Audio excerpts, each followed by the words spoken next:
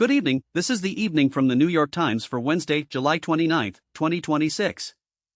I'm your host, and we have a full briefing tonight, from a Justice Department nomination in jeopardy, to a dramatic Capitol Hill showdown with Anthony Fauci, a widening war in the Middle East, the Federal Reserve holding the line on interest rates, and a surprising portrait of the happiest city in America. We'll also hear about a teenage lifeguard's heroic rescue, a 20-year stench finally lifting in Newfoundland, and the secret behind Matt Damon's biceps in Christopher Nolan's new Odyssey. Let's begin.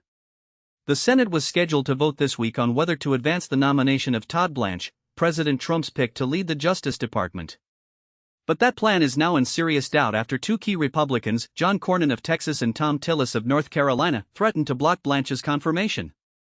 Both senators are leaving Congress after clashing with Trump, and their opposition centers on a deal Blanche cut to settle the president's lawsuit against the IRS. Cornyn and Tillis accuse Blanche of refusing to put on paper a vow to kill a $1.8 billion fund that was once part of that settlement.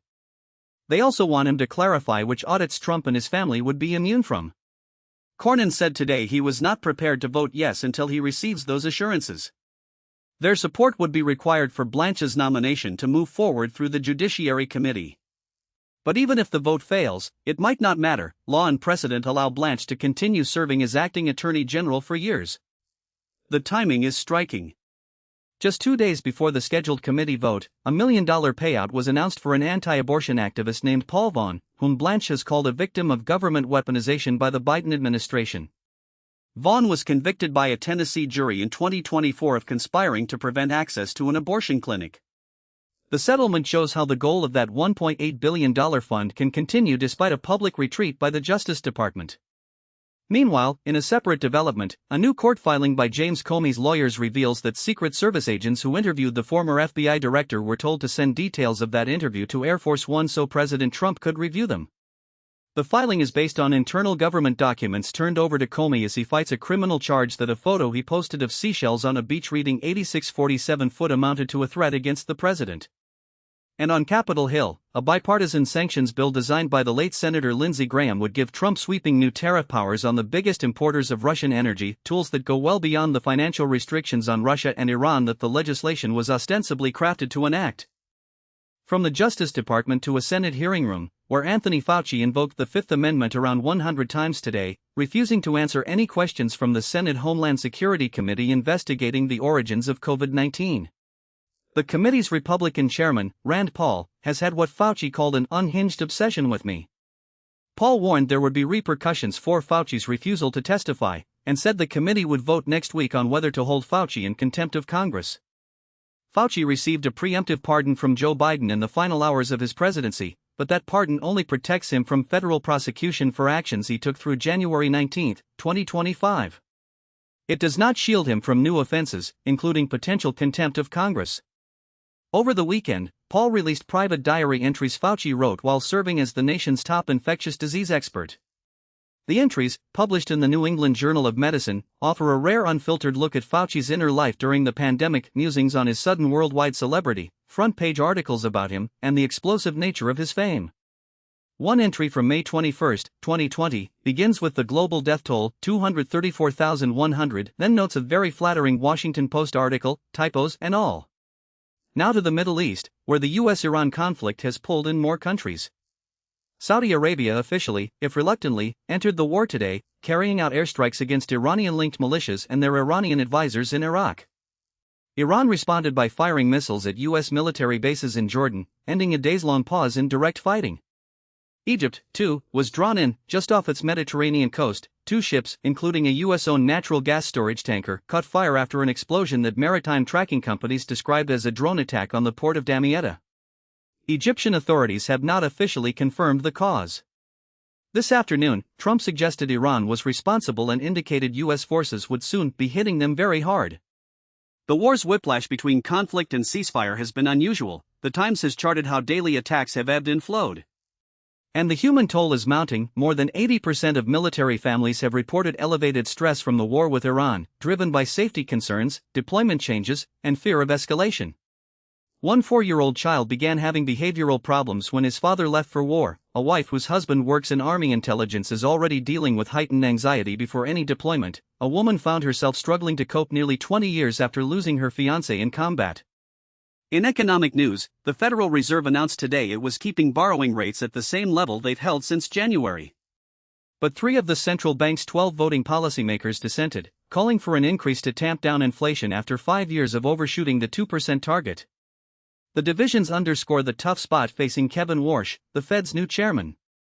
He has been explicit that officials should have no tolerance for elevated inflation, yet Trump, who appointed him, has urged the central bank to cut rates. The standoff sets the stage for a tense period of monetary policy. Let's turn to a quick roundup of other major developments. In health, a new CDC study finds that 1 in 10 pregnant women in the U.S. had high blood pressure in 2024, up from about 1 in 17 in 2016, a 73% increase. Hypertensive disorders during pregnancy are among the leading causes of pregnancy-related death and disease, associated with stillbirth, heart disease among mothers, and other serious complications. In Ohio, the state is a major importer of fracking wastewater, which gets pumped underground but doesn't always stay there. In historic Marietta, along the Ohio River, toxic wastewater, sometimes radioactive, has been bubbling to the surface through older oil and gas wells. The town has been fighting back. In Gaza, the Israeli military bombed a mosque in Gaza City, accusing Hamas of using it to store weapons. Hamas denied the claim, calling it a justification for attacks on mosques. The military said advance warning was given to civilians. In Europe, firefighters have contained vast wildfires near Bordeaux and Madrid for now, but strong winds and scorching temperatures lie ahead. Spain's prime minister called the next 12 hours decisive. In tech, the number of AI chips in use has been doubling every 9 months, and maps show how the data centers they power are spreading across the globe. In travel, Qantas plans to launch the world's longest commercial flight next year, a 22-hour non-stop from Sydney to London called Project Sunrise. A test flight just flew 12,460 nautical miles from Melbourne to Toulouse in 24 hours and 24 minutes. In California, a video captured a teenage lifeguard at Seabright Beach in Santa Cruz fighting relentless waves to save a 10-year-old boy. The lifeguard's unrelenting grip pulled, dragged, and lifted the boy to safety as violent waves sent them under multiple times. Bystanders rushed to help, and claps broke out when they reached shore. And in Canada, the small town of St. Mary's, Newfoundland, will soon breathe free. For 20 years, 150 tanks of fermenting fish sauce left behind by the shuttered Atlantic Seafood Sauce Company have made the town reek. Take the worst rotten fish you've ever smelled and times it by 100, says the mayor. Cleanup is finally underway. Now, a quick quiz from a recent edition of the newsletter. For The Odyssey, the composer of the soundtrack used what ancient instrument, which looks like 2 recorders joined at a player's mouth, for the scene where the sirens sing to Odysseus? The answer is the aulos. Ludwig Göransson's score for Christopher Nolan's film resurrects this ancient instrument to evoke the tormenting allure of the sirens. In the scene, Odysseus has his men stuff their ears with wax but ties himself to the mast to hear the music, a beautiful torment that Nolan renders through sound rather than sight. Time to unwind. The traditional publishing route wasn't working for Beth Brower, so she decided to self-publish with help from her family. Her sister edits, her brother-in-law designs the covers. In 2019, she introduced the world to the cheeky journals of Emma M. Lyon, a young woman in Victorian England, and it changed her life. Readers found the books through word of mouth. The first volume now has more than 100,000 Goodreads reviews, and fans obsess over the subsequent 7 books, hunting for clues about when the 9th volume will drop later this year. And the happiest big city in America?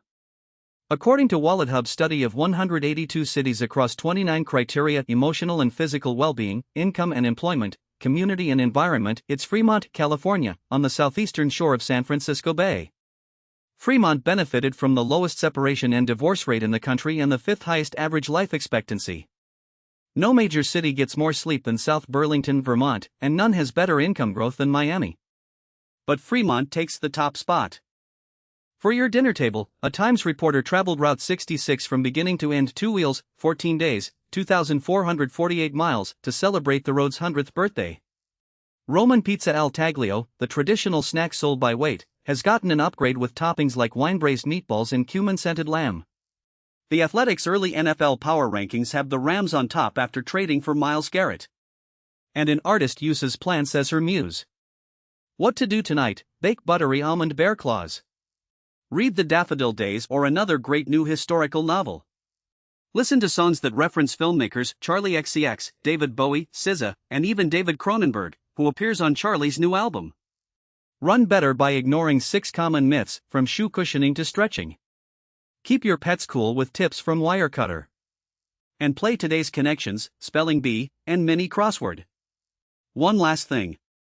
In Christopher Nolan's The Odyssey, there's a memorable scene where Matt Damon's Odysseus faces an army of giants. The muscular figure on the poster isn't Damon, it's Devon Dalton, a 4'6" woman who acted as his stunt double. Her small stature allowed Nolan to use forced perspective to make the armored giants look especially large.